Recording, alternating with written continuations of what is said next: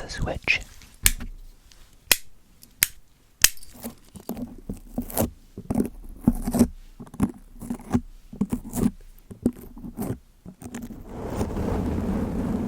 Hello and welcome to my channel. This is Encouragers ASMR. My name is Michael, and today I am using a different desk, and so I'm working out all the heights. I'm going to be using some props. So I have a book.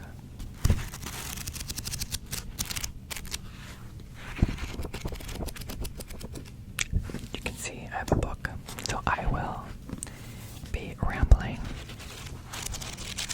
and page turning. However, due to copyright, I don't believe I'll be reading from it. I am sensitive to copyright.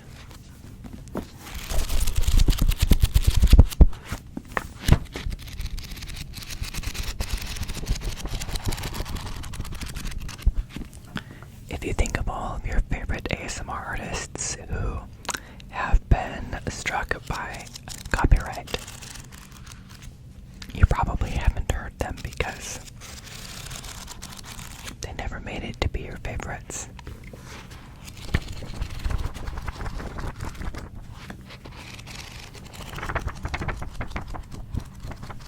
What do you think of the pages? Now this isn't page turning, that's page flipping.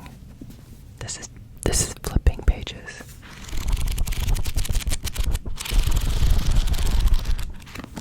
If you're interested in page turning, I can share you what the difference is.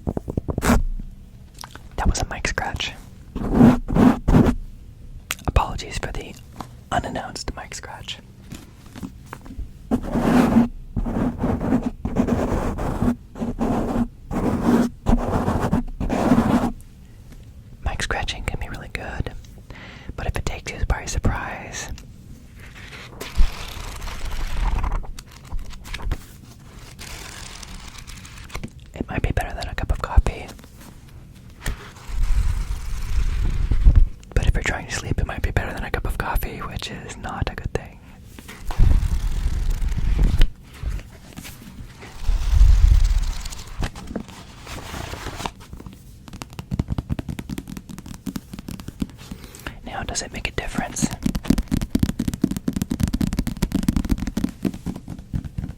If I'm tapping the book when it's closed versus when it's open.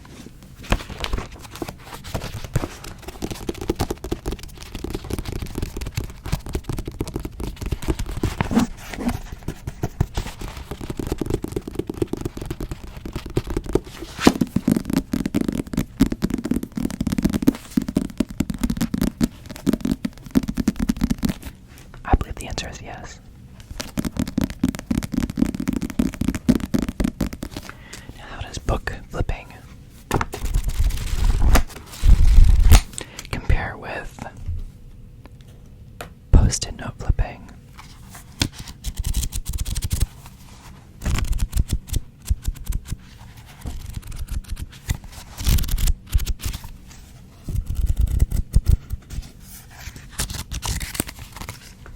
Post-it note tapping.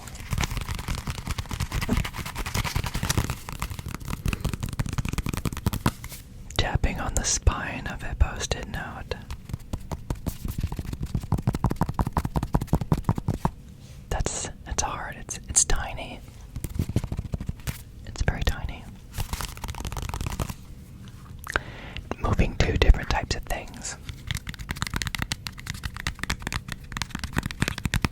This is a memory card. Do you remember what's on it? I don't.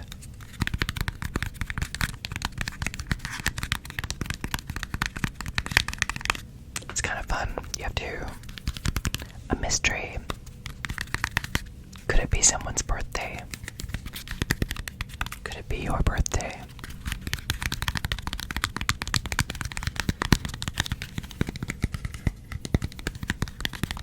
It might be your birthday, but it won't be of your birthday. Honestly, this is probably one of a couple things.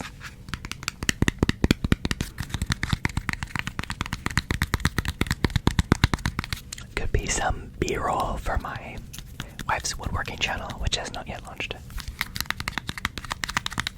For some of you who have been around a while, you know that one of the reasons I have this channel is to encourage my wife to make YouTube channel for her woodworking projects.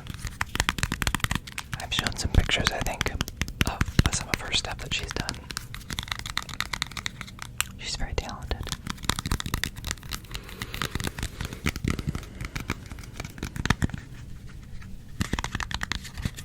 So there's a memory card inside of this.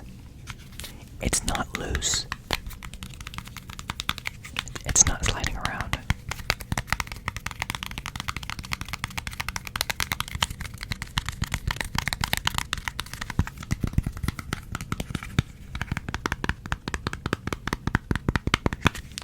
Let's change gears a little bit to do one of these little markers.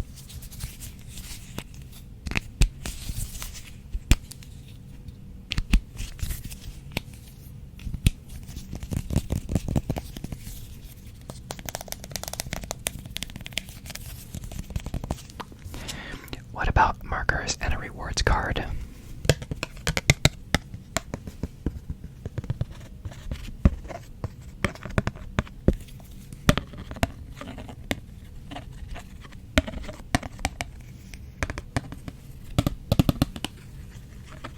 Rewards card.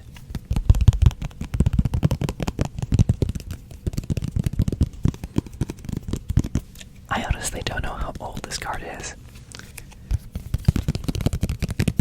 I found it in that book that I was flipping through the pages. I was like, oh, this must have been keeping my place. I probably haven't gone back and read it. There was a workbook that came with it. I worked through that, I think, a couple times, but the book I never actually ended up reading. You're like, what book, Michael? You never showed us the book.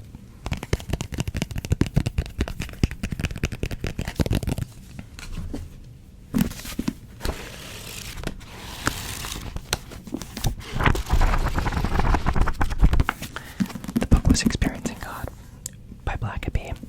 There's a workbook that's really good. I'd recommend it. But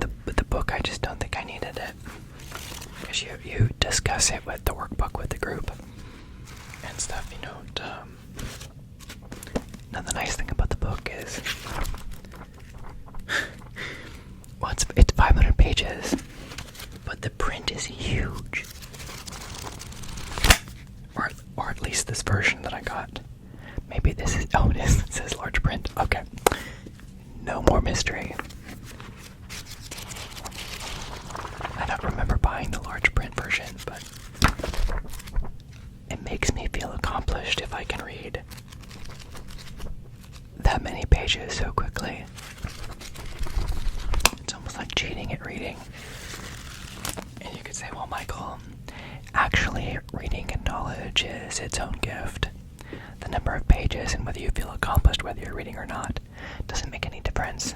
And I would say it can be really discouraging when you spend so much time reading and you've only gone through like 3 pages. Reading is hard. If it's interesting stuff, it's a lot easier, but having big words makes it easier, and I like that. You can feel like you've accomplished something. So this book is, well, at least the workbook, I know. They talk about how do you experience God. The idea is that in the Bible it talks about how Jesus says, "My sheep know my voice." So people can hear from God, and the question is how.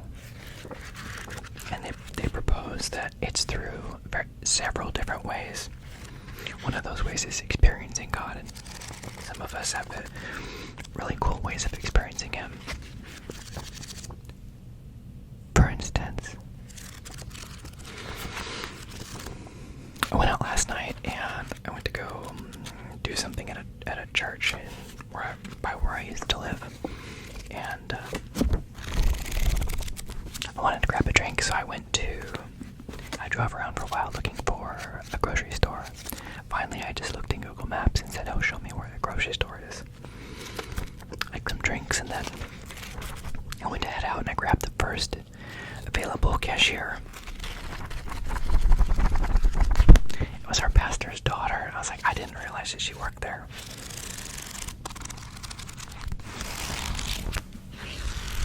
I'm like, "You look familiar." We had moved out of town, so I hadn't seen this person in a while, and it was fun to say hello. And they said to say hi to my wife and stuff, and that was really encouraging. Anyway, there's experiences through prayer, through other believers, the people in the church, through the Bible is a big one. Hearing God speak through the Bible. Some people like to read through the red letters. In the red letter version Bibles that have the words of Jesus in red. So if you want to just skip to something that Jesus said in red, you can do that because you can flip through it and see which one's red.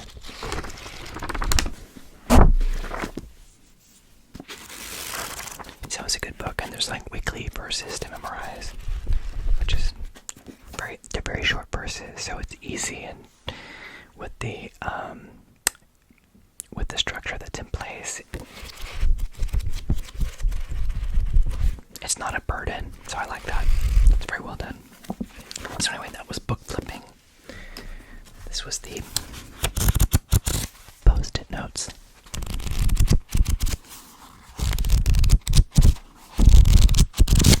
I don't think I was too impressed with the marker. It doesn't have that satisfying pop when you open it, like a permanent marker, like a Sharpie. This one's dry erase. Kind of comes up dry. I mean, it's still kind of wet. I think I'm not going to demonstrate, but yeah.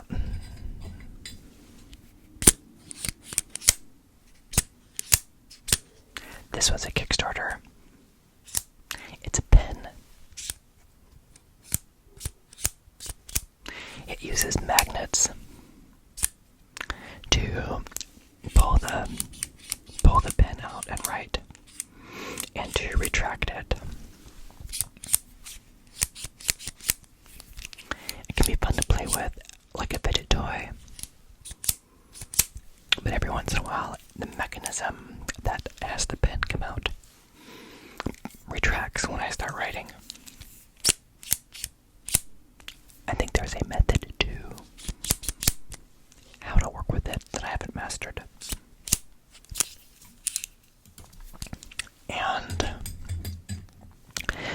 is this fidget toy itself.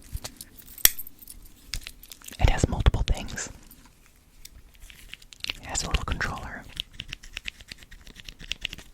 It has a chain.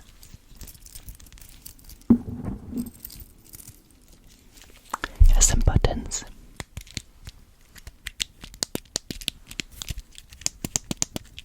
It has a switch.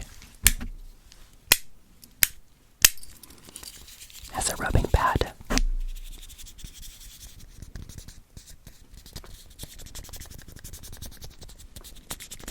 Which sounds kind of like a marker. It has this little dial.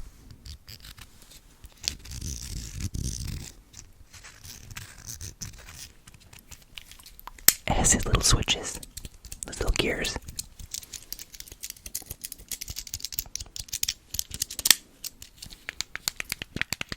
And a mouse button. Kind of a clicker. Has a little bit of a clicker on it. Let me know what you think of those. This one's tape.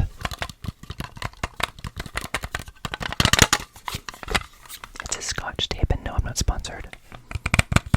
You're like, Mike, you've got Scotch tape, you've got Post-it notes, maybe you're a 3M sponsor. No.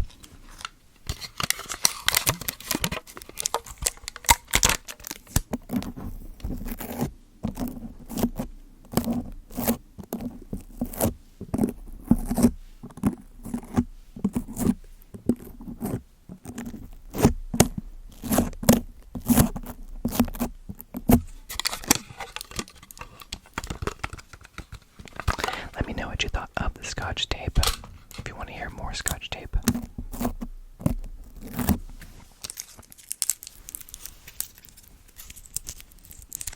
I have to be careful what I do with little pieces because of our cats.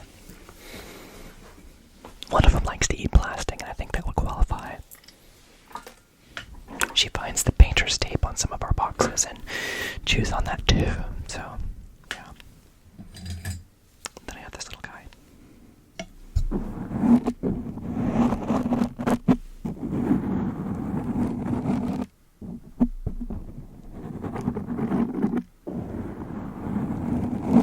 You're probably wondering, Michael, does that matter whether you have a cover on it? Let's find out.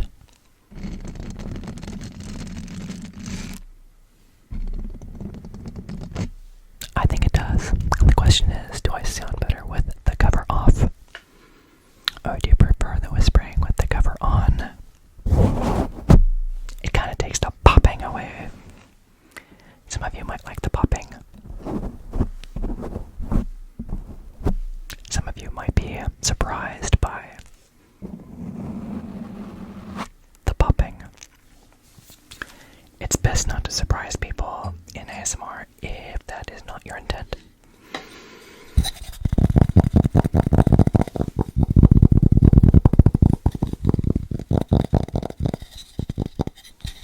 This is original moth. We had moth pets. There's a story behind that. Even when you are unprepared, the Lord provides, is what it says. Even when you are unprepared, the Lord provides. We weren't ready for original moth to hatch. We didn't have the home ready. But original moth hatched. My wife was able to make sure it got into its home. Make sure he got into his home. Make sure she got into his home. We don't know. It's a moth.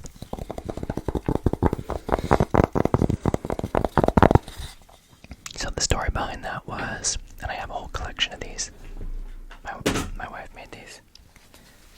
We have the original moth. There's gift moth. Every day is a gift, really. We have little moth.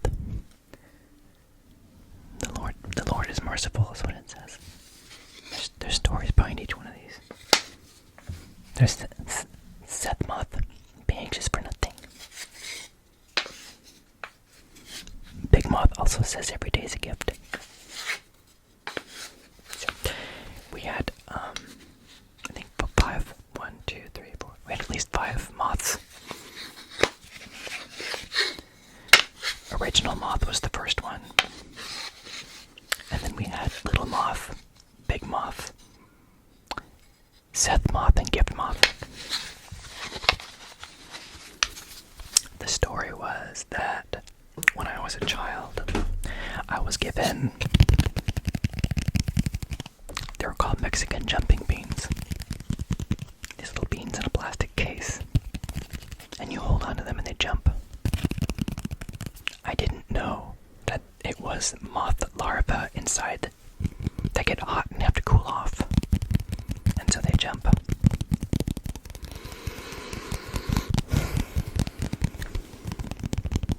One day I came out and there was a couple, I don't know how long it was, it could have been a year. I came out and I looked at them and there was 2 dead moths inside. I was traumatized as a child, thinking that they were trapped in there, and I never let them out. I felt awful for years. Oh, I remember this my whole life. It was traumatic. So I told my wife, I said, you know, I've always ever wanted to, I was a young child when that happened. I always wanted to, just, if I ever found them, to buy some of these jumping beans and just let them go free. So one day at an airport, in the airport gift shop, they had a little tray of jumping beans in these boxes, just like I had when I was a kid. So I convinced my wife to let me buy like 5 boxes that had like 15 seeds. And we made we had a glass bowl, we put some dirt in it, and we made a little terrarium. And what I wanted to do was just let them go free. But anyway, I did some research. And it turns out that these come from Mexico, and the host tree is the one that they make poison darts out of. And it's one of the only trees that they procreate in. And so because of the type of tree it is, I don't think we have them in the United States. So there wasn't any home for these once they hatched. And I was reading how most of the moths, they live as larvae, and then they only live a few days. Just enough to procreate. But if they wouldn't have a home in the U.S., there'd be nowhere for them to go and no other parties to be a part of.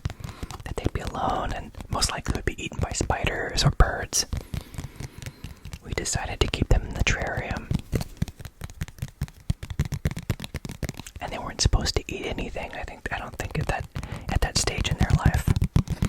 You just spritz the seeds with water very lightly to hydrate them. But anyway, I tried to make a little, like moths and butterflies and stuff. You'd have like a sponge or something with sugar water for them. We made that available. Anyway, we ended up, original moth was with us for at least a week, I think. Big moth was with us for like 5 weeks. That's unheard of. When I found out that these things only live a couple days, what a blessing. Every day is a gift, really. So we ended up keeping them and trying to make their home and make them happy there. And so different lessons we learned with them. And those lessons we wrote down. Like we weren't prepared for original moth's birth, but the Lord provided for us. My wife was able to capture it from flying away inside the house and getting stuck in a spider web or something. With Big Moth, every day is a gift. We never know when it's going to be the last, so you gotta celebrate every moment.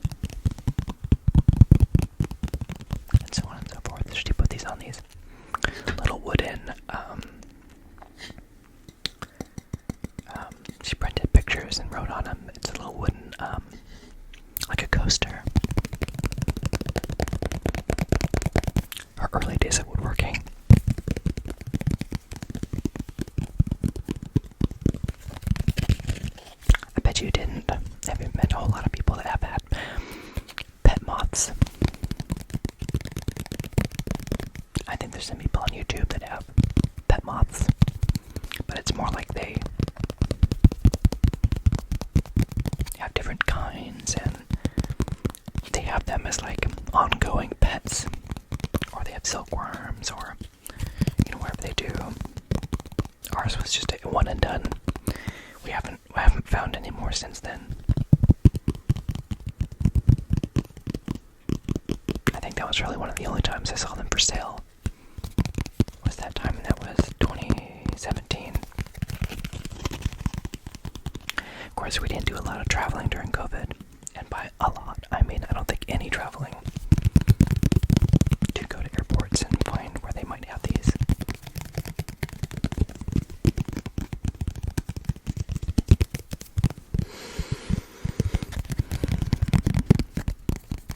Let me know what you think of the different triggers. Which one was your favorite? What would you like to hear more of or less of?